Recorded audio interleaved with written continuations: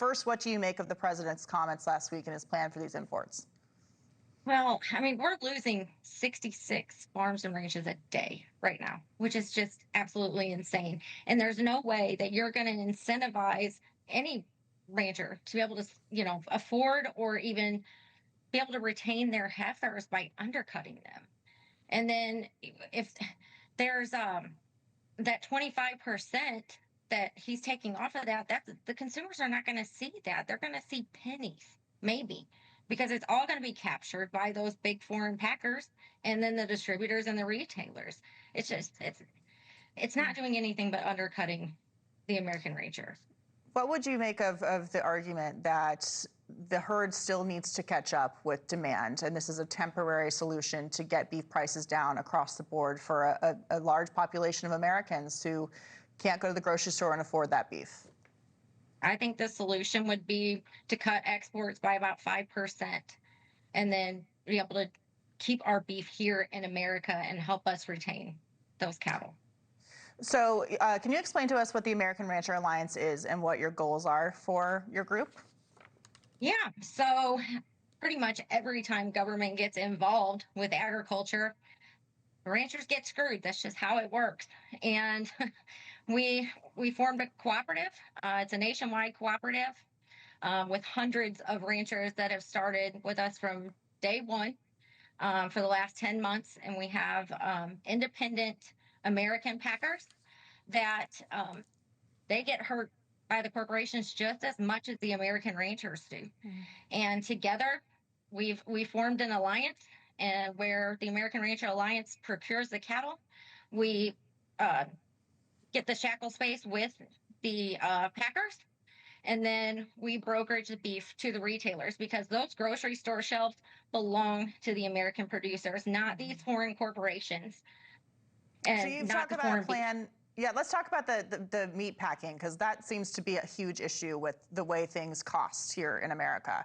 You've talked about a plan to break up the big four beef meat packers in the country. Is there a problem with not being able to process beef without going through the USDA? Do there needs to be localized meat packing in communities that is available to make it less expensive, to make it more more affordable for people who do go to the grocery store? Yeah, well, most ranches in the country, about 90% of them are less than 100 head, per operation. Mm-hmm. And they can't go to the grocery stores and they can't get those discounts. So that's why we're doing it in volume.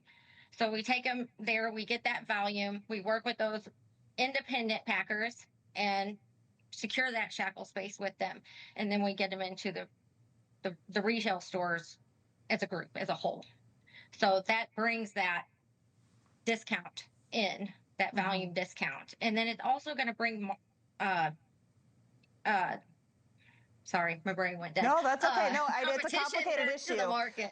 The meat packing part of it, I mean, you talk about breaking up the cartel. You talk a lot about the cartel. Can you tell us what that beef cartel is in the packing, and why is it that is causing the expense for Americans at the store, or for ranchers who, as you said, the expense for them in inputs and how they get their cattle up to a higher herd, it's very expensive for people to go into ranching, and it's disincentivized if they're getting undercut by foreign imports, whether it's ranching or steel or any other industry in the country, but ranching in particular right now, which affects everybody who's trying to buy beef at the store. So talk about the packing part of it and this cartel that you've mentioned. Yeah, so there's no competition in the market. So we only have those four packers to bring the cattle to right now. And if they're only going to pay so much because they're getting it at a lower rate for foreign beef, then that's what you're stuck with. That's it. There's no competition. So if we bring that competition back and give them another place to take the cattle, it gives those packers competition. All right. Well, Casey Parker, founder of the American Rancher Alliance, we will continue to watch your work. Thank you so much for joining us tonight. All right. Thank you.